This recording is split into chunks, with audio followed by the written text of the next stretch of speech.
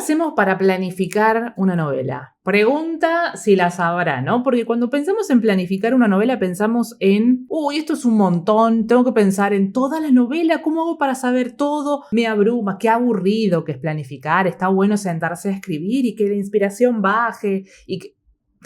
Chicos, please. A ver, si no me conocés, mi nombre es Nadia. Vamos a empezar por ahí. Por empezar, el podcast ha modificado, se ha transformado y ha cambiado de nombre. Ahora se llama Planifica tu novela. Por eso quise empezar con esta temática en particular, porque me pareció que el 2024 era el momento de cambios, era el momento de asumir ciertos roles, y este es uno de los primeros pasos que he hecho. Tenemos, de hecho, una cuenta nueva en Instagram que se llama Planifica tu novela. Ahí es donde se muda todo el contenido gratuito. Sí, es gratuito, pero todo el contenido educativo se muda a esa plataforma. Y en Nadia Escritora seguiré compartiendo cosas que tienen que ver conmigo a nivel personal. Obviamente que la escritura también está metido ahí, pero es como que voy a tener un lugar específico para enseñar. Pero el tema de la planificación de una novela, a mí me parece que fue la llave, la clave que me ayudó a lograr todos los proyectos que se me fueron apareciendo en el camino, ¿no? Porque de repente cuando yo empecé a escribir, allá hace miles de años, ¿no? Porque yo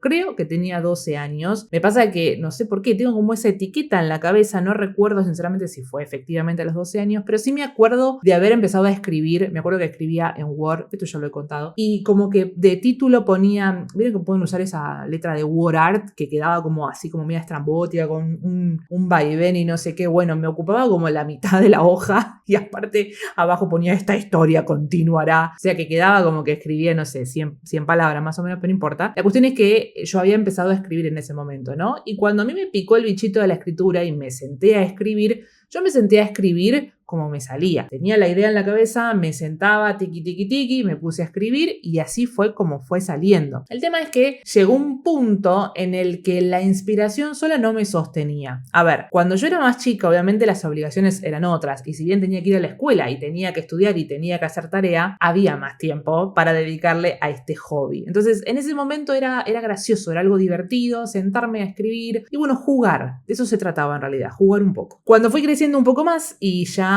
eran los cuentitos, esas historias cortitas que yo hacía, ya no era lo que yo quería escribir y me lancé a escribir más novelas, me daba cuenta que ya era un poco más pesado escribir eso, no era como ya todo así, campos verdes, divinos, flores, estrellas, sentarme a escribir algo porque como que requería un poquito más de mí. Y yo igualmente en ese momento yo no sabía nada de lo que sé ahora, obviamente. Entonces, bueno, seguía escribiendo como me nacía. O sea, cuando me aparecía la idea en la cabeza, la iba desarrollando a medida que iba escribiendo. De vuelta, en ese contexto todavía, si bien ya estaba un poquito más crecida, no tenía por ahí las mismas aspiraciones que tengo hoy en día. Entonces, en ese entonces seguía escribiendo para mí. El tema está que en cuanto vos querés usar tu arte para otra cosa, para publicar un libro, ya sea en una plataforma pública, ya sea tratando de trabajar con alguna editorial, haciendo una publicación independiente, sea cual sea ese objetivo. El tema está en que la historia ya no pasa a ser como algo, un juego, ¿no? O sea, sí, nos divertimos escribiendo, pero yo quiero algo con esa novela. Yo quiero que el lector,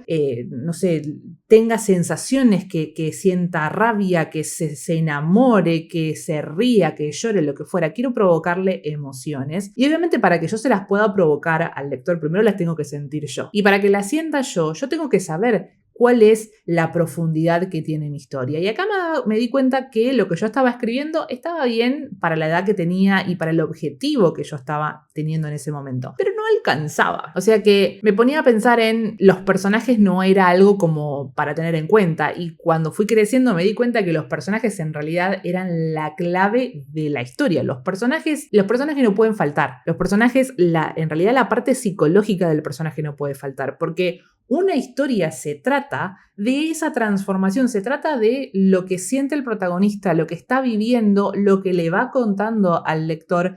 Y es como que el lector es como alguien chismoso que de repente se mete en la vida de alguien más y chusmea y ve a ver qué le pasa, qué siente, qué piensa, y puede ser que incluso a veces puede sentirse como en los pies del otro, de ese personaje ficticio, ¿no? Porque obviamente las historias, si bien tienen un condimento irreal, vamos a decir, creativo. Y a ver, si estoy leyendo una novela de romance donde al protagonista le rompen el corazón, y a mí también me rompieron el corazón, entonces si se dan las casualidades de que justo estoy leyendo algo bastante similar o alguna que otra cosa resuena conmigo y yo me voy a poner a llorar porque me está tocando donde algo que yo ya lo sentí, que yo lo experimenté. Entonces, cuando nosotros nos ponemos a pensar en esa parte de realidad del personaje, de las emociones que siente, obviamente es un trabajo también propio, ¿no? De ponernos a pensar en, ok, ¿qué hago? ¿De qué quiero hablar, no? Acá aparece el tema de la historia, esta lección que quiero que mi personaje aprenda hacia el final de la historia. ¿Cómo él va a empezar una historia? ¿En qué estado mental va a estar? ¿Qué va a estar pensando? ¿Qué le va a pasar a lo largo de la historia para que esa idea que tenía al principio como medio que se vaya como transformando, vamos a decir, hacia el final? ¿Qué es lo que va a aprender al final de la historia? ¿O no va a aprender nada? El tema acá es eso, ¿no? Es ponernos a pensar en qué es esa historia realmente que queremos contar. Y ahí me empezó a pasar que hubo una historia en particular, que fue la que yo ya les he compartido. Esperen que mis vecinos están ahí rompiendo las bolas. Ahí volvemos. ¿Ya está? Lo que estaba contando era esta historia que en su momento a mí me pasó de haberme dado la cabeza contra la pared. Porque estaba trabajando en una historia que era un género nuevo.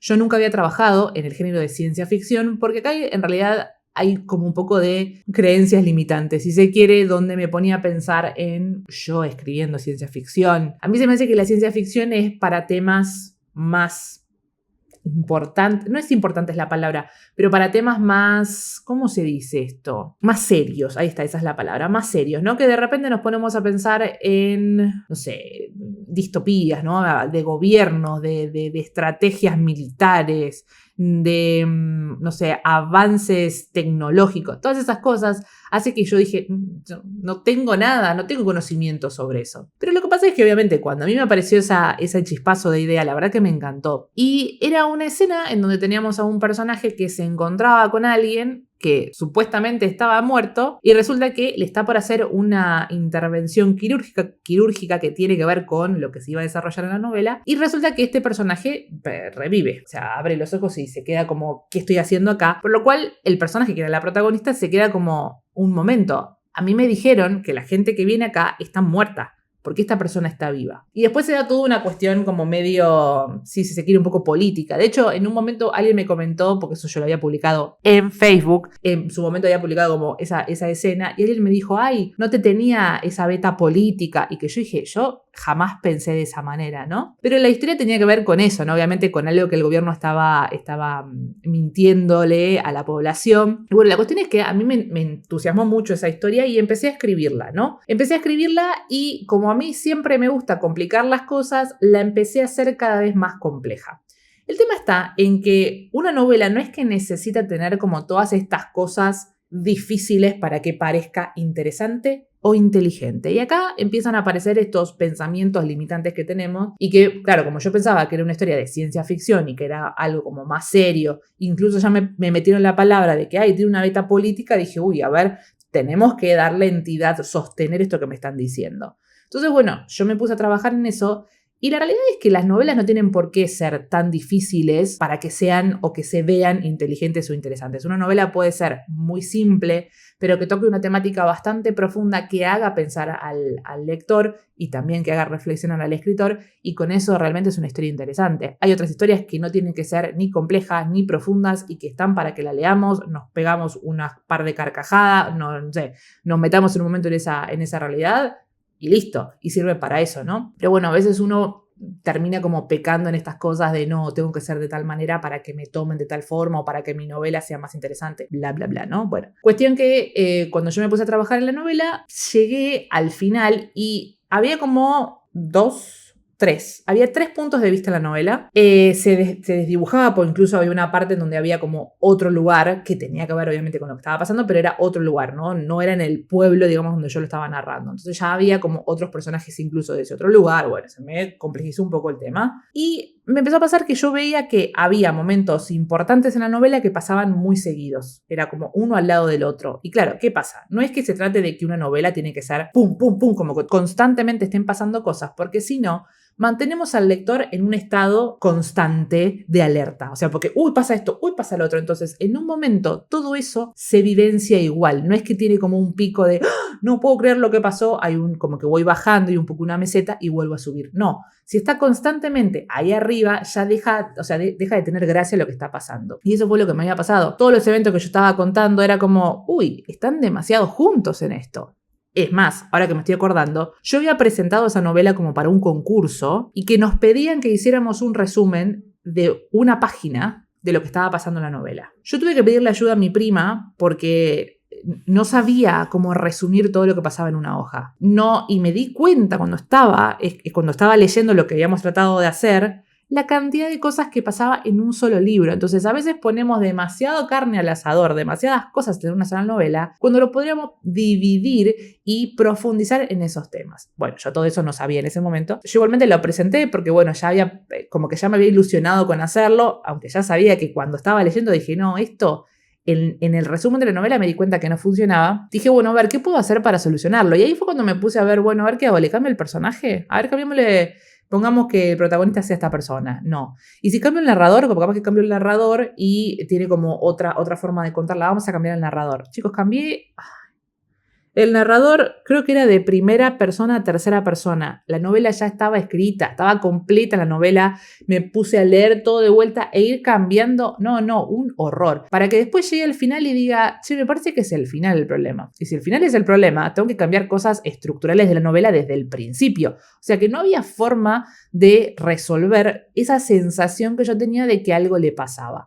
Y acá es donde está el tema cuando nosotros no sabemos ¿cuál es el problema? Si nosotros no tenemos el conocimiento de la parte estructural de una historia, esa parte teórica, no podemos identificar el problema. No es que sabiendo, entre comillas, a escribir, conociendo toda esta parte teórica, tengo la llave al cielo, ¿no? Al paraíso y que se me resuelve todo, es una llave mágica, una fórmula para que me salga bien. No, pero lo que nos hace ese conocimiento nos ayuda a ¿qué? A que yo pueda identificar el problema y decir, ok, acá tengo un problemita, tengo que trabajar en esto, a ver, vamos a desarrollar esto y vamos a ponernos a trabajar. A ver, hay veces que pueden haber problemas más o menos difíciles que resolver, pero es empezar por identificar. Yo no tenía la más mínima idea, para que me acomodo en la silla, no tenía la más mínima idea de cuál era el problema. Algo le pasaba, eso estamos seguros, pero no sabía qué. Entonces, claro, le empecé a tocar todo. Y cuando le empecé a tocar todo, la historia se empezó a desarmar, no sabía ni por dónde agarrarla para seguir sosteniéndola. Y eso hizo que yo al final me quebrara. Me acuerdo de ponerme a llorar por eso, por la novela. No es que yo tampoco sea una persona insensible, pero tampoco es que me pongo a llorar por cualquier cosa. Y la realidad es que cuando yo me puse a llorar por eso, dije, ¿qué pasó acá? ¿Qué me está pasando? Y me puse a llorar porque no podía resolver la historia. Yo lo había compartido en un Instagram que tenía antes. Era un filtro que tenía como unas orejitas, tenía hasta la voz como finita, ¿no? Como medio gracioso, pero yo me veía los ojos llorosos, me veía el temblor en la voz, lo sentía en realidad, y yo dije, tal vez no sirvo para esto, medio así entre risitas, pero me sentí impotente, o sea, no sabía cómo resolver la historia y que había empezado con toda la emoción del mundo a escribirla, porque ese chispazo inicial, esa cosita que yo escribí, las cosas que me empezaron a decir que yo no sabía que estaba teniendo, era como que era todo gasolina, todo para que yo pudiera seguir escribiéndola y después me encontré con que, me parece que no funciona esto, que no se puede, no, ¿y cómo hago? ¿No puedo seguir escribiendo? ¿Tengo que abandonar esta historia? Y ahí fue cuando me quebré. Han pasado horas. Pasa que en el medio me quedé sin batería en la cámara y bueno, había que cargarla y medio que se me cortó un poco el hilo de lo que estaba diciendo. Para vos no se cortó absolutamente nada. Justo habíamos cortado cuando te dije que había quebrado, ¿no? Y me pasó que, claro, en ese momento era precisamente la falta de conocimiento, la falta de herramientas para ver cómo poder solucionar un tema es lo que me hizo quebrar, ¿no? Y ahí, cuando yo me quebré, empecé a sentir esto de yo no sirvo para esto. Y ya era como que cualquier cosa que pensaba hacer, la verdad que me pesaba muchísimo. Y este fue el punto clave, porque es en este momento donde yo termino decidiendo empezar a estudiar. Porque si bien cuando yo terminé la secundaria, yo la terminé hace muchos años. ¿Cuándo terminé la secundaria? Cri. Bueno, no me acuerdo cuándo terminé la secundaria. No sé en qué año, no importa. ¿2004? Bueno, no sé en qué año terminé la secundaria, pero en ese momento la realidad es que era lo que uno iba a estudiar, ¿no? Es como que uno pretende que tenga todo resuelto en la vida cuando sale de la secundaria y tiene 18 años, ¿no? Pero bueno, yo una persona que soy muy de que no le gustan los cambios, entonces claro, ¿qué pasó? Yo tener que primero moverme de escuela, porque yo estaba haciendo, ¿qué sería? Naturales, ahí está, yo estaba haciendo naturales. Cuando empecé la secundaria, en realidad yo tendría que haber seguido humanidades o algo por el estilo, no naturales, porque en mi escuela era o naturales o contabilidad. Contabilidad salí corriendo, economía en realidad, y dije, bueno, entonces hagamos naturales. La cantidad de física y química que vi en mi vida, no, biología, ¿para qué? Buah, todo porque nadie no se quería cambiar de escuela porque iba a ser como un colapso mental. Entonces, bueno, me quedé en esa escuela y la realidad es que cuando yo terminé el secundario, a mí me gustaba el idioma inglés. Por eso seguí traductorado, pero tampoco era como que decía, wow, quiero trabajar de eso. Lo mismo me pasaba con el tema de los libros, o sea, yo no quería seguir letras, o sea, yo quería escribir. Obviamente que seguir la carrera de letras me iba a dar herramientas, pero como que yo quería escribir las novelas, punto, no tan difícil. Fui por lo más simple, que fue traductorado, pero traductorado legal, porque en realidad la UBA, que me quedaba dentro de todo más cerca de mi casa, todas las decisiones mejores tomé en mi vida. La UBA que me quedaba más cerca de casa porque seguir letras había que ir a la UBA que estaba en Puan, que me quedaba en la Loma del Ojete, entonces terminé yendo a lo que me quedaba dentro de todo más cerca. Me meto en traductorado legal. Hice todas las materias que pude en abogacía, nunca pude entrar a la parte, digamos, de inglés de la facultad, así que seguí por la carrera de abogacía y me recibí. Bueno, cuestión que, ¿a qué venía todo esto? Me fui por una tangente enorme. ¿A qué venía todo esto? A que cuando yo terminé la secundaria yo no sabía en realidad específicamente qué es lo que quería hacer. Y fue en este momento de crisis cuando dije, bueno, a ver, ¿qué hay allá de la escritura? Yo siempre escribí desde lo que me salía y desde la misma inspiración y la motivación y lo que, no sé, la intuición, si se quiere. Y ahí es cuando empiezo a estudiar todo esto del tema de la escritura. Y me encontré con un mundo enorme de material. Claro, antes nunca se me había ocurrido ponerme a estudiar. Porque bueno, como que lo venía escribiendo y dentro de todo, qué sé yo, me nacía, era como algo natural, vamos a decirlo, ¿no? Y no, resulta que había un montón de cosas. Yo igualmente tengo el privilegio de entender muchísimo el idioma inglés y de hecho tiendo a buscar las cosas en inglés porque pienso que hay más posibilidades, que hay más respuestas, digamos, más resultados en el idioma inglés.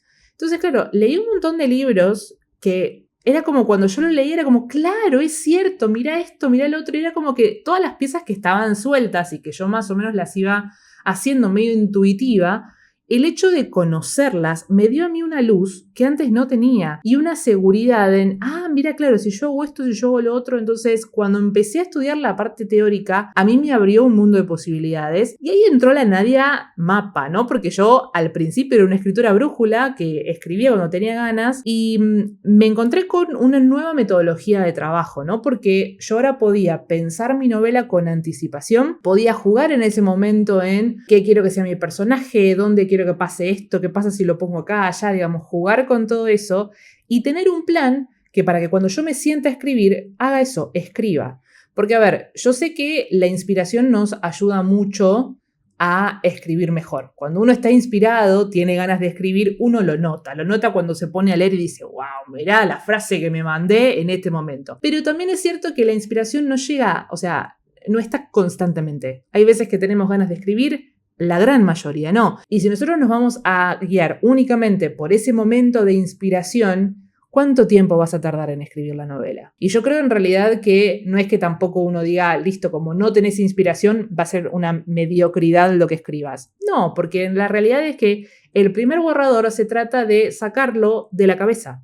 En la cabeza tenemos una idea, incluso aunque esté planificada, sigue siendo una idea planificada, pero es una idea al fin. Y es realmente cuando está en el papel, cuando nos damos cuenta de qué es lo que estamos hablando. Y ahí en el papel es donde empieza realmente el trabajo, en decir, bueno, ok, ahora que ya sabemos qué es esto lo que voy a trabajar, veamos. ¿Cómo se nota el personaje? ¿Lo escribí bien acá? ¿Lo describí bien acá? ¿Qué es esta parte de la trama que quedó como media lenta? ¿Qué tengo que sumarle? ¿Qué tengo que agregar? Y cosas así. Y ahí es cuando realmente uno se pone a trabajar también en la novela. Entonces es como que para mí esperar la inspiración realmente era una pérdida de tiempo y también de talento, porque siento que en realidad uno va aprendiendo a medida que sigue escribiendo, a medida que sigue cometiendo errores también, porque es algo que uno no es que porque sabe no va a cometer errores. Y en realidad agradezcamos en realidad los errores porque son los que nos ayudan realmente a crecer. Y bueno, empecé a trabajar en las planificaciones de mi novela y me di cuenta que me ayudaba muchísimo. Yo, porque particularmente soy una persona que le gusta mucho organizarse, le gusta tener, de hecho yo uso muchísimo el calendario de Google, yo lo he dicho en varias oportunidades, si no está en el calendario no sucede, y es porque para mí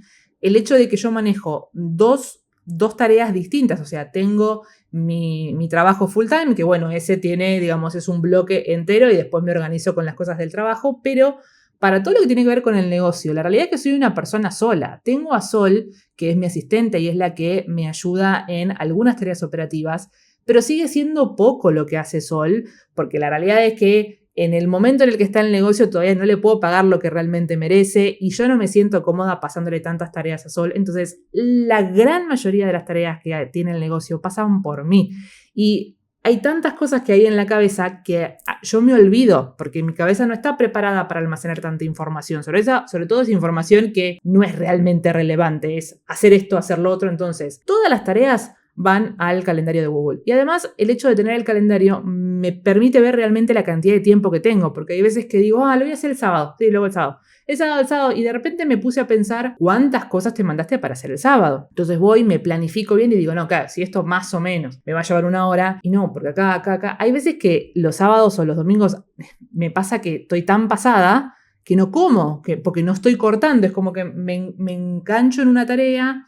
Y eso tiene que ver cuando uno hace lo que le gusta, que está tan entusiasmado, está tan compenetrado que de repente viste la hora, en este momento son las 6 de la tarde. Se me pasó todo el sábado, increíble, igual hice algunas cosas, pero es como que digo, me hubiera gustado, como que nunca me alcanzan las horas del día, porque yo los domingos tengo relax total, los domingos no se hace nada. En realidad, mañana voy a ponerme a trabajar en mi novela, porque eso no lo pude hacer hoy, pero bueno. La cuestión es que haber aprendido toda la parte de planificación a mí me ayudó a esa claridad que necesitaba para poder relajarme y decir, bueno, ok, como yo ya tengo todo planificado la novela porque ya trabajé en esa planificación, jugué con todos los elementos, veo y digo, ok, me gusta, me siento cómoda, ya sé por dónde empieza, por dónde pasa y por dónde termina. Cuando yo me pongo a organizar cuándo la escribo, yo ya tengo definido cuántos capítulos son, qué va en cada capítulo. Entonces, a mí me gusta escribir por capítulo.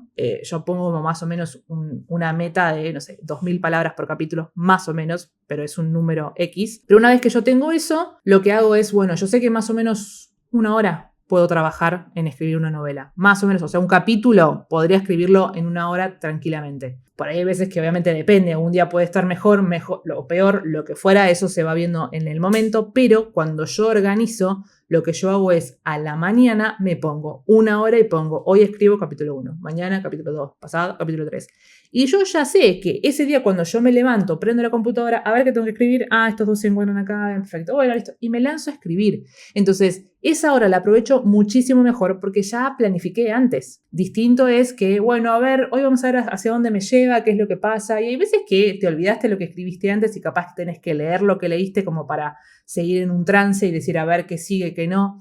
Entonces, la verdad que para mí la planificación fue la llave al paraíso, como decía antes, fue la solución. Yo no entiendo por qué antes no se me ocurrió siquiera pensar en planificar, pero bueno, es parte del camino de uno. Así que bueno, lo que yo quiero invitarte en realidad es a que pruebes esto. La planificación no es para todos. Hay escritores que son escritores brújula y que les gusta hacer así de esa manera y que se sienten bien siendo de esa manera, porque no te olvides que la idea de tener un proceso creativo es que te sea funcional para vos. O sea, que vos cuando te pongas a trabajar en tu novela, sientas que tengas un soporte y digas, bueno, ok, ¿qué tengo que hacer? Esto.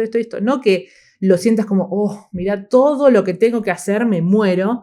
Porque la clave está en disfrutar del proceso. La novela se escribe y una vez que se escribió, terminó. Es como que perseguir simplemente el resultado, el decir, listo, tengo mi libro, pasa muy rápido. Y donde más tiempo vas a pasar es en el proceso. Entonces, si no disfrutás la parte de andar pensando, a ver qué hago acá, qué hago allá, o no sé, si sos un escritor brújula, de repente estás escribiendo y decís, bueno, quiero ver a dónde me lleva la historia, lo que fuera. Si no disfrutás esa parte y la vas a pasar mal todo el tiempo y probablemente no llegues nunca a la meta porque como la pasas mal, vas a terminar cada vez procrastinándolo más y no llegas nunca a la meta.